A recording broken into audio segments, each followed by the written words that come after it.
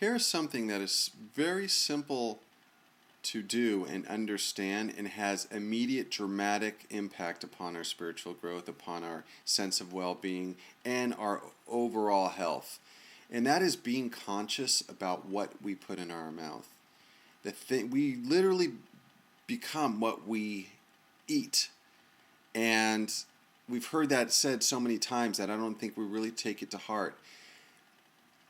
When you become conscious about what you put in your mouth and you realize that food is designed to nourish, feed the cells, feed the body, give energy, it is not designed as a source of gluttony, immense satisfaction, overeating. It's not designed to feed emotional and psychological shortcomings. Food is designed to nourish the body. And we have made food our God. we really worship food. And we think a lot about food. And we spend a lot of time and energy in buying, shopping, preparing food. And food, to pursue the spiritual path, or to want this sense of inner peace, or the things that we seek, and not to factor in what we put in our body and how it affects our spirit. You know, the saying that the body is the temple to the spirit, to the soul. I've been experimenting with how different foods and different diets, how they affect my spiritual well-being. And I almost make more progress, or equal progress, in just changing the things I put in my mouth, just changing my diet.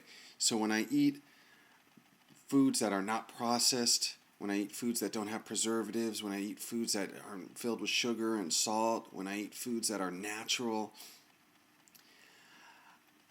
it's almost like feeling like I meditated for an hour. And it just has this cascading wave of tranquility that permeates our body and our soul when we take care of our health. And I imagine that back in, before we became a westernized society, and when food was more in its natural form and things were a lot healthier, I don't think like the Native Americans or other tribes and religions had all the neurosis and stress and drama and psychological shortcomings and neurotic behavior that we have today. And part of it is the crap we put into our mouth is killing us. It's killing us slowly, physically, and then it's also killing our spirit. And, sometimes I would have immense struggles because I'd go, you know what, I've hit a plateau, or I'm challenged spiritually to grow more, or I'm taking 2 steps back, and yet I'm spending time in nature, or I'm meditating, or I'm reading spiritual books, and yet I'm still struggling. I still feel a sense of angst, or I don't feel that tranquility. So I tried changing and altering the things that I put in my mouth, and I found, my goodness, this has such a huge impact on my well-being just by eating, having my majority of my food come from steamed vegetables, fruits, nuts, wholesome foods that are not processed and that don't have the pesticides in them and that aren't laden with chemicals that I have no idea what they mean, or preservatives. And more importantly is, for me, I've noticed a big change in my overall health, my overall happiness and well-being just by going vegan.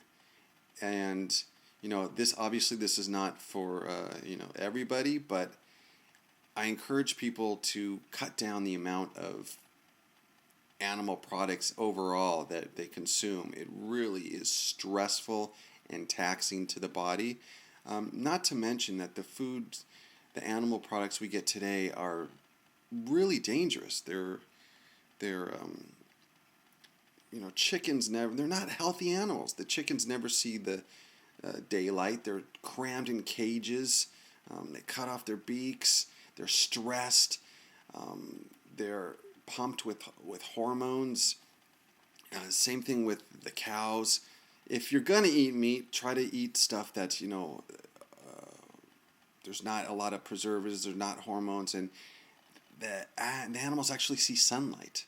So Whole Foods is a good place if you want to get more natural, wholesome meats if you need to eat meat. But we can even cut down the amount of meat. We just way overeat meat.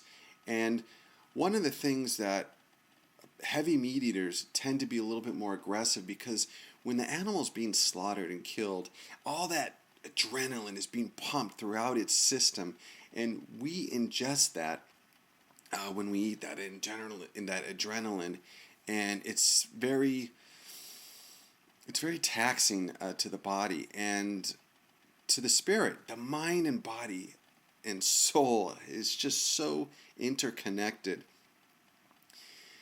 And oftentimes we take spiritual growth as an isolated ecosystem. We say, okay, this is spiritual growth. I'm going to pursue this, and not realize all the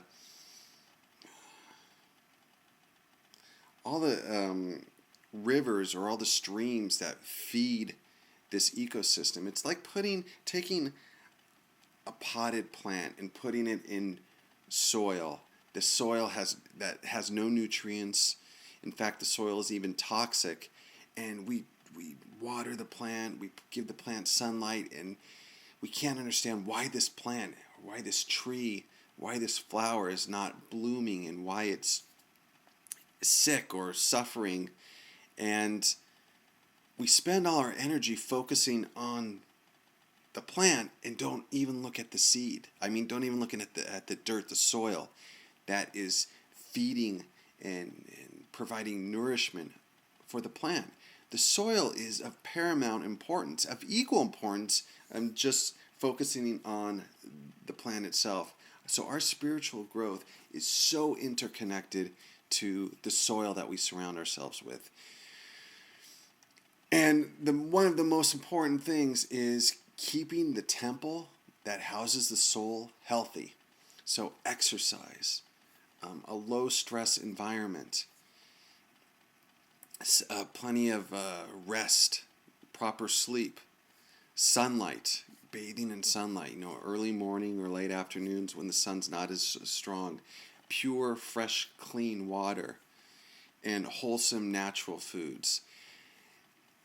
And obviously we're not going to be able to change this. We have a lifetime of bad habits, and we're in a society and culture that doesn't easily foster this type of lifestyle or habit patterns. So taking it one step at a time, man, and so important just to start with baby steps, inch by inch, and say, you know what, okay, now I'm just going to start off with my sleep, or maybe I'm going to eat a little bit more fruit in the morning, or I'm going to have a bigger portion of steamed vegetables with whatever else I eat, or I'm going to order salads. And it's a slow, steady progression, because if we try to do everything all at once, we end up giving up. But if it's almost painless, incorporating these new habit patterns, and be the tortoise, run the race that is going to last and make steady, consistent progress, than burning yourself out like the rabbit and then getting nowhere, making short, extreme progress in the short run, and then just putter out. So just being conscious of everything that we put into our mouth. Every time you grab a fork, is this feeding my body, my soul? Is this nourishing me, or is this slowly toxifying me? And then also another thing is high quality vitamins. I find also have a dramatic impact on the moods or my sense of well-being. And they're a lot more expensive, but you get them at the health food stores. And you'll watch just the complete transformation when you start looking after your health. Thanks for listening.